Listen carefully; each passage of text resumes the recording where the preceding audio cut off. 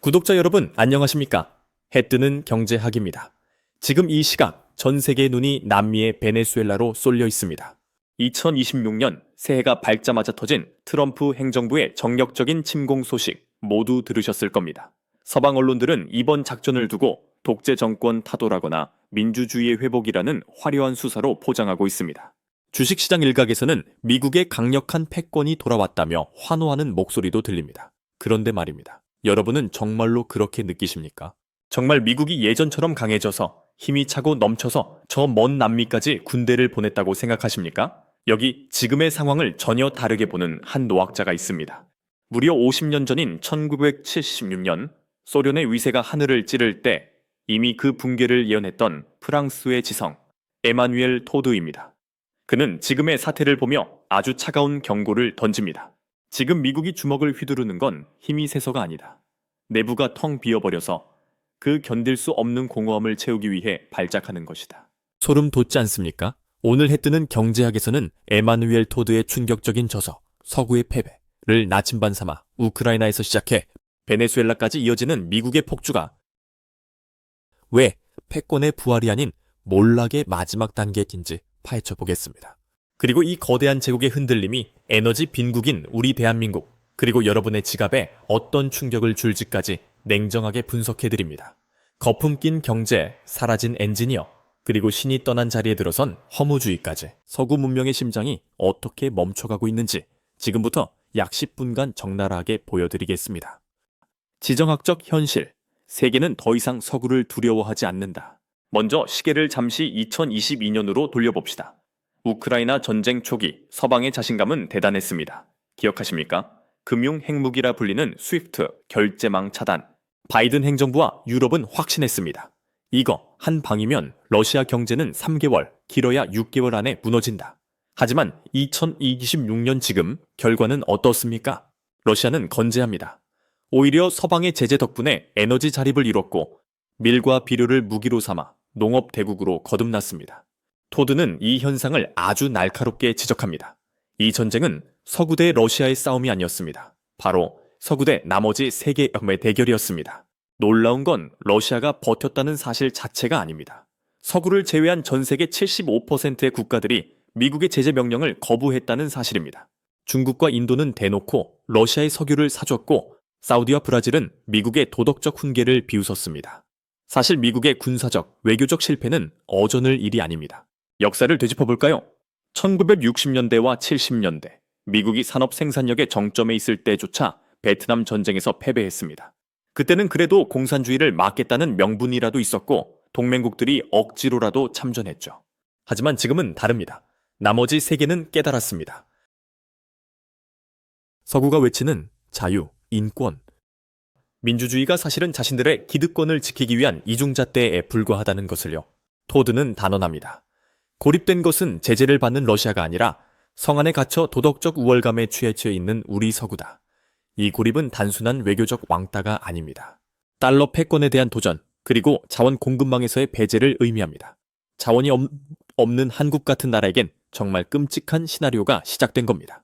경제의 진실, GDP의 환상과 제조업의 몰락, 많은 분들이 댓글로 반문하십니다. 그래도 미국 GDP가 전 세계 1위고 나스닥이 연일 사상 최고치를 찍는데 망한다니 무슨 소리냐?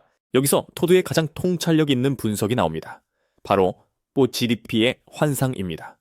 여러분이 보시는 미국의 GDP, 그 숫자의 내용을 한번 뜯어봅시다. 거기엔 천문학적인 변호사 수임료, 과도한 의료비, 월스트리트의 금융 수수료가 상당 부분 포함됩니다. 토드는 이것을 실체가 없는 거품이라고 부릅니다. 반면 러시아나 중국의 GDP는 어떻습니까? 숫자는 작아 보이지만 밀, 석유, 가스, 철강, 포탄, 전쟁과 생존에 필수적인 실물로 꽉 채워져 있습니다. 전쟁이 터지면 변호사가 날리는 소송장이 나라를 지킵니까? 아니면 공장에서 갓 나온 포탄이 나라를 지킵니까? 더 충격적인 건 엔지니어의 부재입니다. 토드의 인구 통계 분석에 따르면 인구가 미국의 절반도 안 되는 러시아가 매년 미국보다 30% 더 많은 공학 엔지니어를 배출합니다. 지금 미국 대학의 이공계를 채우고 있는 건 대부분 외국인 유학생들입니다. 정작 미국 엘리트들은 돈이 되는 금융이나 로스쿨로만 몰리죠. 이런 재조업 붕괴의 징조는 이미 2000년대 이라크 전쟁 때부터 명확했습니다.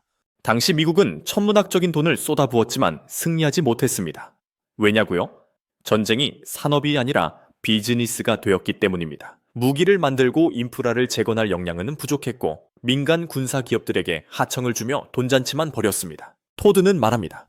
미국은 더 이상 세계의 공장이 아니다. 그저 달러를 찍어내는 인쇄소일 뿐이다. 제조업 기반이 무너진 국가는 장기전을 치를 수 없습니다. 우크라이나 전선에서 서방의 최첨단 무기가 고장 나도 그걸 고칠 부품과 사람이 없어 고철이 되는 현실. 이것이 바로 금융제국의 초라한 민낯입니다. 영혼의 붕괴, 종교 제로와 허무주의 제국. 하지만 경제보다 더 무서운 붕괴는 바로 사람들의 마음, 정신의 영역에서 일어나고 있습니다. 에마누엘 토드는 서구 사회가 종교 제로 상태에 진입했다고 선언합니다. 여기서 종교는 단순히 교회를 다니냐 마냐의 문제가 아닙니다. 사회를 지탱하는 보이지 않는 도덕적 합의를 말합니다. 과거 서구, 특히 미국을 위대하게 만든 것은 프로테스탄트 윤리였습니다. 성실, 정직, 미래를 위한 교육 투자, 그리고 공동체에 대한 의무감 같은 것들이죠. 그런데 지금은 어떻습니까? 신이 떠난 자리를 무엇이 채웠을까요? 바로 허무주의와 나르시시즘입니다. 공동체는 해체되었고 개인은 자신의 욕망과 정체성 놀이에만 몰두합니다. 이런 허무주의가 외교로 나타난 대표적인 사례가 2011년 리비아 공습, 그리고 2021년 아프가니스탄 철수입니다. 리비아 카다피를 제거할 때 서구에겐 그 다음에 대한 계획이 전무했습니다. 그냥 파괴하고 혼란 속에 방치하고 떠났습니다. 아프간에서도 20년을 머물렀지만 야반도주하듯 빠져나갔죠. 책임감의 실종입니다. 엘리트들은 자국민을 무식한 사람들이라고 경멸하고 국가의 미래보다 자신의 글로벌 포트폴리오를 더 걱정합니다. 이런 사회에서는 미래를 위한 저축이나 투자가 사라집니다. 지금 당장의 쾌락만이 중요하니까요. 미국의 영아 사망률이 러시아보다 높다는 통계는 정말 충격적입니다. 가장 약한 생명조차 지키지 못하는 사회 시스템. 이것이 바로 허무주의 제국의 현주소입니다. 베네수엘라 침공과 취약한 국가들. 자, 이제 다시 오프닝의 질문. 2026년 1월의 베네수엘라로 돌아가 봅시다. 그렇다면 트럼프는 왜 하필 지금 베네수엘라를 침공했을까요? 토드의 이론을 대입하면 이 전쟁의 성격이 명확해집니다. 이것은 전략적 승리를 위한 전쟁이 아닙니다. 허무주의적 충동과 약탈적 본능의 결합입니다. 첫째, 자원 약탈입니다. 앞서 말씀드렸듯 미국은 제조업 경쟁력을 잃었습니다. 물건을 만들어 팔아서 돈을 벌 수 없게 되자 유일하게 패권을 유지하는 수단인 에너지 통제와 달러 강제에 집착하는 겁니다. 러시아 제재가 실패하고 중동이 브릭스 편으로 돌아서자 미국은 만만한 뒷마당인 남미의 석유를 강제로 뺏는 가장 원초적인, 어찌 보면 19세기 제국주의보다 더 퇴행전적인 방법을 선택한 것입니다. 둘째, 내부 모순의 외부 투사입니다. 토드는 목표를 잃은 제국은 아무 곳이나 때린다고 했습니다. 미국의 내부 분열과 경제적 양극화로 인한 국민들의 분노를 외부의 적에게 돌리는 것이죠. 하지만 이 침공은 전 세계 미국의 본질이 자유의 수호자가 아니라 약탈자임을 확인시켜 주었습니다. 그리고 이런 미국의 폭주 속에서 가장 위험한 건 바로 우리 같은 나라들입니다. 토드는 식량과 에너지를 자급하지 못하는 국가들을 취약 국가 지도로 분류합니다. 구체적으로 볼까요? 먼저 독일입니다. 독일은 값싼 러시아 가스에 중독된 공업국이었습니다. 가스가 끊기자 제조업이 무너지고 있습니다. 미국의 보호와 러시아의 에너지라는 두 축이 무너지자 스스로 설 수 없는 나라임이 드러난 것이죠. 다음은 중국입니다. 세계의 공장이지만 덩치 큰 수입 중독자입니다. 돼지고기를 먹이기 위해 막대한 콩과 옥수수를 수입해야 하고 석유의 70%를 미 해군이 장악한 말라카 해협에 의존합니다. 봉쇄되면 내부부터 무너질 수 있는 거인입니다. 그리고 마지막으로 한국입니다. 토드의 분석 틀로 볼 때 한국은 가장 심각한 섬나라 구조입니다. 에너지 자립도 최악, 식량 자급률 OECD 최하위권, 삼면이 바다이고 북쪽은 막혀 있습니다. 해상 무역로가 차단되면 대안이 없습니다.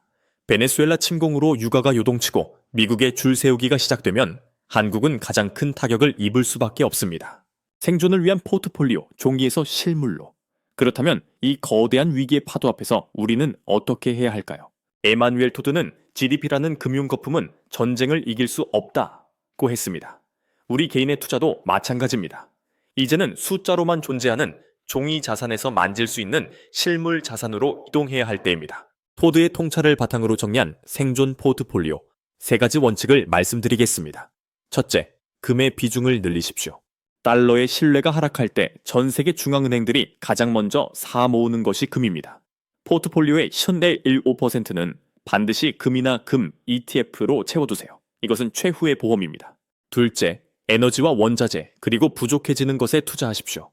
탈세계화로 공급망이 끊기면 석유, 구리 같은 자원은 귀해집니다. 또한 인구 감소 시대에 사람이 없으면 공장을 돌릴 로봇과 AI, 그리고 불안한 평화 속에 필수제가 된 방산주, 특히 가성비 좋은 K방산 같은 기업들은 살아남을 것입니다. 셋째, 비트코인입니다. 미국이 달러를 무기화할수록 특정 국가의 통제를 받지 않는 중립적인 디지털 자산의 가치는 재조명받을 것입니다. 디지털 금으로서 소액이라도 적립하는 지혜가 필요합니다. 그리고 마지막으로 한국 투자자분들께 간곡히 당부드립니다. 부동산 몰빵에서 벗어나십시오. 한국 부동산은 인구 감소라는 직격탄을 맞고 있습니다. 자산의 대부분이 원화 아파트에 묶여 있다면 정말 위험합니다. 반드시 달러 자산이나 글로벌 실물 자산으로 분산해서 원화 가치 하락에 대비하셔야 합니다. 약함의 평화, 그리고 준비된 자들. 에마니엘 토드는 이 혼란의 끝에 약함의 평화 춥가 올 수 있다고 예언합니다. 전 세계적인 인구 감소로 인해 모든 국가가 늙고 약해져서 역설적으로 큰 전쟁도 벌이지 못하는 시대가 올 수 있다는 겁니다. 하지만 그 평화가 오기 전까지 무너져가는 거인인 미국의 몸부림은 우리 주변국에겐 치명적인 위협이 될 것입니다. 미국은 영원할 것이다. 설마 무슨 일이 있겠어? 라는 안일한 믿음 대신 냉정한 현실 인식이 필요한 시점입니다. 여러분, 다가오는 겨울을 대비해야 합니다. 지금 여러분의 자산은 어디에 있습니까? 숫자로만 존재하는 금융 거품 위에 있습니까? 아니면 위기에도 변하지 않는 실물 가치 위에 있습니까? 오늘 서구의 패배가 주는 교훈을 잊지 마십시오. 현실을 직시하고 준비하는 자만이 다가오는 격변의 파도를 넘어설 수 있습니다. 오늘 영상이 여러분의 생존 전략을 짜는 데 도움이 되었기를 바랍니다. 영상이 유익하셨다면 구독과 좋아요 부탁드립니다. 지금까지 해뜨는 경제학이었습니다. 감사합니다.